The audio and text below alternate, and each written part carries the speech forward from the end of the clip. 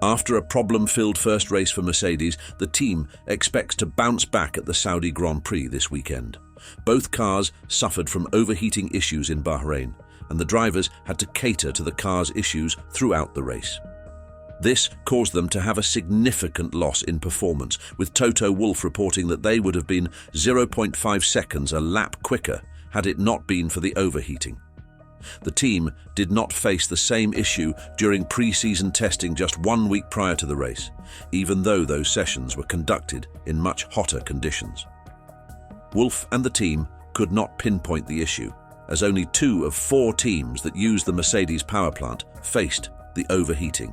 Wolff explained that pre-season testing was pretty good. Also, the performances on Thursday and on Friday were encouraging. The car was stable, was good. The drivers like it. When we started the race on the soft tyre, everything pretty much was to plan. And then, unfortunately, we had to start cooling the engine more than we expected. We can't understand yet where that came from. We have one of our customer teams, Williams, who had the same issue. The other 2, McLaren and Aston Martin, not. That was unexpected. The overheating and battery issues caused the team to tell the drivers to lift and coast in the braking zones, allowing the engine to slow the car down instead of the brakes. Wolff stated that this was the most significant factor in the team's performance in Bahrain. The Austrian continued, "From then on, if you switch 0.34s of power unit performance off, then you have to lift and coast on top. So I think at times, probably altogether, it was 5 or 6 tenths of a second that we couldn't take from what the car had in it. Therefore, it just wasn't great fun. At times, we were literally not a few degrees, but like 10 degrees, running over what we thought we should be." The team previously stated last Thursday, after they topped the charts in FP2, that although they don't expect their car to be as quick during actual races, they were surprised at their single lap pace. Still, they did not expect to perform that poorly during the race, and recently, Wolff stated that they should have a better race this weekend. "Our race in Bahrain was best described as underwhelming," he said. "We were hopeful of a stronger showing after our performance in practice and qualifying. Both drivers were pleased with the balance earlier in the weekend and the more stable platform provided by the W15. Unfortunately, on Saturday evening, our cooling performance didn't match our predictions. That forced us into management mode early on, which had the knock-on impact of reducing tyre temperatures below optimum. That cost us the opportunity to show something closer to our true potential. It was a frustrating way to start the season, but one we will learn from," the Austrian maintained. He wants Jeddah to be the place where the team can gauge their standings without any hindrances, and he believes that this will be an excellent opportunity to learn more about the car. "We've got an opportunity to take a step forward immediately," he claimed.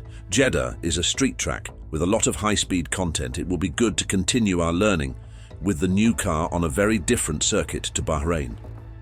We will be aiming for a more consistent weekend and to understand our true performance relative to the rest of the grid," the Mercedes boss concluded.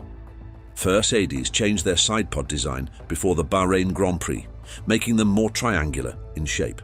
According to expert reports, this was made to improve airflow around the car, especially the floor, and also aid with cooling down the engine.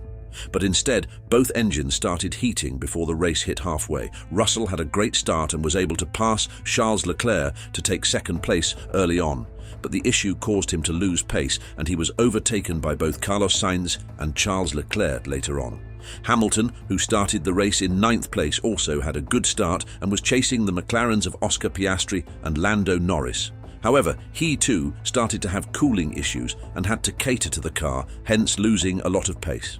He ended the race in 7th place and was chasing down Norris as well, but could not achieve the feat before the race ended. The commentators reported during the race that the cars only faced overheating when stuck in traffic, and the problem went away if they were in clean air. George Russell spoke to the media recently, talking about how he believes the W15 has more potential, but the team could not show their actual pace as they were forced to lift and coast. Maybe there was something slightly wrong with our forecast or with the simulations. Obviously, the conditions had changed, the wind had changed, and maybe that had an impact. Nevertheless, that was a shame. There is potential in the car, but today we didn't show it, Russell was quoted by Formula One's official website as saying. He talked about how, after he made the move on Leclerc, the overheating problem started showing up on his steering wheel. I made a good move on Charles Leclerc and I thought, here we go. As soon as I got into second, I had all these big red alarms come up on my steering wheel. The engine was overheating, and turns out we got the cooling wrong on the engine, he added. We had to turn the power down. It was costing us half a second a lap. We don't quite understand how we got it wrong because we've not experienced that yet, especially so early in the race, he added. Lewis Hamilton also talked about his performance after the race, but did not blame the subpar pace on the overheating issues. He believes that the results would be much better if he qualified in a better position, and stated that the competition on the grid is challenging and a lot of work needs to be done by the team. No, definitely wasn't ideal today or this weekend, said the seven-time world champion.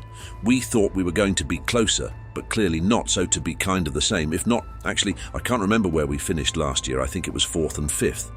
I think if I'd qualified better, I think that's probably where we would have finished today, or at least 5th and 6th probably, but not much more to it. He was later asked if he believed the results would have been better without the reliability issues and the risk he took with his setup, and he stated that apart from the problem, there is more performance to be gained from the car. I definitely think I need to go and look and see, responded Hamilton. The others look quick and it looked very close between us and McLaren and Aston Martin, so I think we've got a lot of work to do. It was a pretty average race, as you can see, but I gave it everything and I feel good within myself. During free practice, we will learn what changes the team is bringing to Jeddah. 1 week is not much time, but hopefully the Brackley factory was able to improve the cooling solution for the car and figure out why the engine was running much hotter than expected. Before the season began, Mercedes hyped up their new car after they changed concepts this year. They claim to have gotten rid of the drivability issues of the W15 and have made the car perform better in all aspects. They shifted the cockpit towards the rear, made the gearbox smaller, and worked on the floor and rear suspension of the car. The front wing design is also new, and the team believes this concept can help them get much closer to Red Bull. However, we are yet to see this performance in action, and only the future races will tell us whether the W15 actually lives up to its claims. One thing is certain, the car doesn't have the unpredictability issues it had last year. Both drivers complained that the car's rear was slipping out randomly and could not be predicted, forcing them to take corners at a slower speed. Until now, neither driver has complained of this issue with the W14, and they were happy with how it drives during free practice. Still, in terms of performance, there is always more time to be found, and the team will definitely bring major changes as the year progresses. What do you think of Mercedes' predictions for the Saudi Grand Prix? Will the team be able to perform better than they did last week? Or will the car have unreliability problems? Again, let us know in the comments down below. As always, like this video and subscribe to the channel for more Formula One news as soon as it comes out.